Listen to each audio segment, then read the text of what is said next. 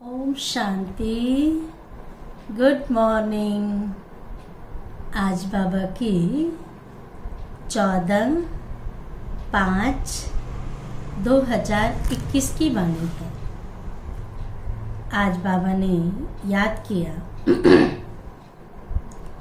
कि जरा सोचो कि किस घराने से निकलकर किस घराने में आ गए हैं। पहले हम शूद्र घराने में थे, लेकिन बाबा ने हम बच्चों को एडॉप्ट किया। एडॉप्ट करके हम ब्राह्मण घराने में आ गए हैं, ईश्वरीय घराने में आ गए हैं। फिर कहाँ जाएंगे? फिर यहाँ से देवता घराने में जाएंगे। तो ये चक्र रिपीट होता रहता है। लेकिन संगम युग पर ही हम बच्चों को ये पता है कि हम ईश्वरीय घराने के हैं। बाबा ने हमें एडॉप्ट किया है, शूद्र से ब्राह्मण बनाया है। तो इस घराने को कभी भी भूलना नहीं चाहिए।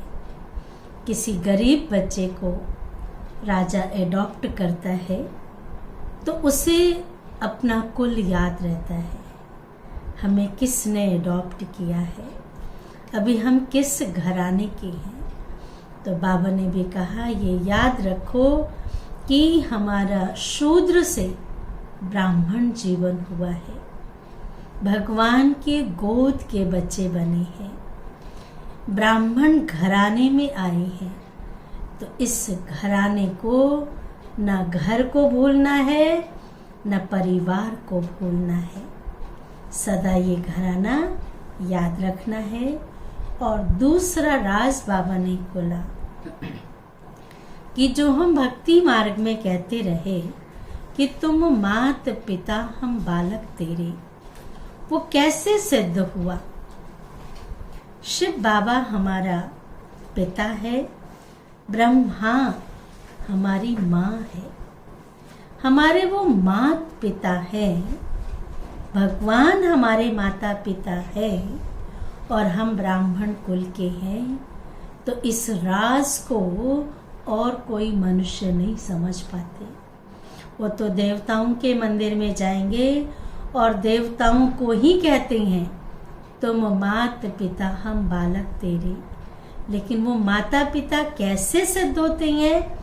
सिवाय ब्राह्मणों के और किसी को भी ये राज पता नहीं है। इसलिए बाबा ने कहा कि इस राज को भी समझ करके चलो। और साथ में बाबा ने कहा कि संपूर्ण प्रकृति जीत। सतयुग में हम सर्वगुण संपन्न होंगे, 16 कला संपूर्ण होंगे, लेकिन ये होंगे कब? संगम युग पर जब हम प्रकृति जीत होंगे, प्रकृति पति होंगे, तो कोई भी चीज हमें आकर्षित नहीं कर सकती। 5 तत्व, प्रकृति के 5 तत्व भी हमें प्रभावित नहीं कर सकते। लेकिन संगम युग पर जब हम उन पर विजय प्राप्त करेंगे तो प्रकृति जीत की क्या क्या निशानियां होंगी वो आज बाबा ने सुनाया है। तो अभी हम सुनते हैं बाबा की वाणी। सार है मीठे बच्चे, अभी तुम शूद्र घराने से निकल ब्राह्मण घराने में आए हो। शूद्र घराने से निकल कहाँ आए? ब्राह्मण घराने में आए हो। बाप ने ब्रह्मा मुख से तुम्हें एडॉप्ट किया है। स्वयं भगवान ने ब्रह्मा मुख से तुम्हें एडॉप्ट किया है। तो इसी खुशी में रहो। कितनी खुशी होगी? ये खुशी तो कभी खत्म ही नहीं हो सकती कि भगवान ने मुझे एडॉप्ट किया है। प्रश्न है कौन सा गुह्य राज ब्राह्मण कुल वाले बच्चे ही समझ सकते हैं? कौन सा गुह्य राज ब्राह्मण कुल वाले बच्चे ही समझ सकते हैं? जिसका बहुत सुंदर जवाब है, निराकार शिव बाबा हमारा पिता है। निराकार शिव बाबा हमारा पिता है और यह ब्रह्मा हमारी माता है। ये सिद्ध होता है मात पिता, यह ब्रह्मा हमारी माता है। निराकार भगवान कैसे मात पिता बंधु सखा बनते हैं? यह गुह्य गुप्त राज, गुह्य गुप्त राज ब्राह्मण कुल के बच्चे ही समझ सकते हैं। उसमें भी जो दैवी कुल में ऊंच पद पाने वाले होंगे, उन बच्चों में से भी जो दैवी कुल में ऊंच पद पाने वाले हैं, वही यह राज यथार्थ रीति समझ सकेंगे। बाबा ने कहा सबकी बुद्धि में तो बैठेगा नहीं, लेकिन जो देवता घराने की आत्माएं होंगी वो सहज ही उनकी बुद्धि में ये बैठ जाएगा। धारणा के लिए मुख्य सार है, पहली पॉइंट, स्वयं में धारणा करने और दूसरों को कराने के लिए। स्वयं में, बहुत अच्छी बात है ये, स्वयं में धारणा करने और दूसरों को कराने के लिए सवेरे सवेरे उठकर बाप की याद में बैठना है। सवेरे सवेरे उठकर बाप की याद में बैठना है। जो समझा है उसे दूसरों को समझाने की प्रैक्टिस करनी है। जो समझा है उसे दूसरों को समझाने की प्रैक्टिस करनी है। दूसरी पॉइंट है, लौकिक संबंधों से बुद्धियोग निकाल।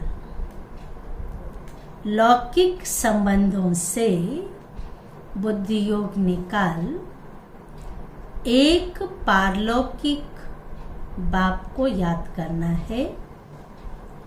बाप से जो ज्ञान मिला है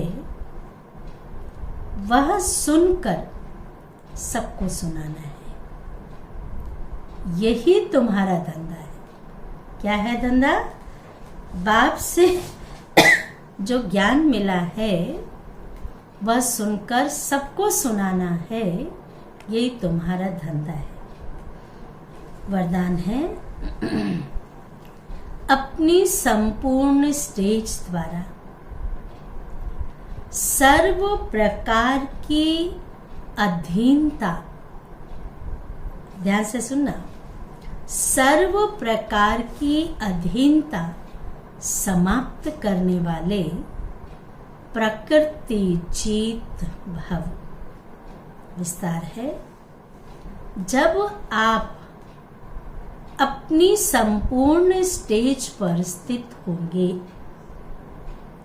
तो प्रकृति पर भी, ये लाइन ध्यान से सुनना, जब आप अपनी संपूर्ण स्टेज पर स्थित होंगे तो प्रकृति पर भी विजय अर्थात अधिकार का अनुभव होगा। संपूर्ण स्टेज में किसी भी प्रकार की अधीनता नहीं रहती है, लेकिन ऐसी संपूर्ण स्टेज बनाने के लिए, ये लाइनें ध्यान से सुनना, ऐसी संपूर्ण स्टेज बनाने के लिए 3 बातें साथ साथ चाहिए। पहली बात रूहानियत, दूसरी रुहाब, तीसरा रहम दिल का गुण। रूहानियत हो, रुहाब हो, अभिमान वाला नहीं, रूहानियत का नशा हो, और रहम दिल का गुण हो, सर्व के प्रति, कोई भी हो, सबके लिए एक रहम भाव। जब ये तीनों बातें प्रत्यक्ष रूप में, स्थिति में, चेहरे व कर्म में दिखाई दे, 3 बातें कौन सी? रूहानियत, रुहाब, रहम दिल। स्थिति में, चेहरे व कर्म में दिखाई दे, तब कहेंगे अधिकारी व प्रकृति जीत आत्मा। स्लोगन है, श्रीमत की लगाम मजबूत है। श्रीमत की लगाम मजबूत है तो मन रूपी घोड़ा भाग नहीं सकता।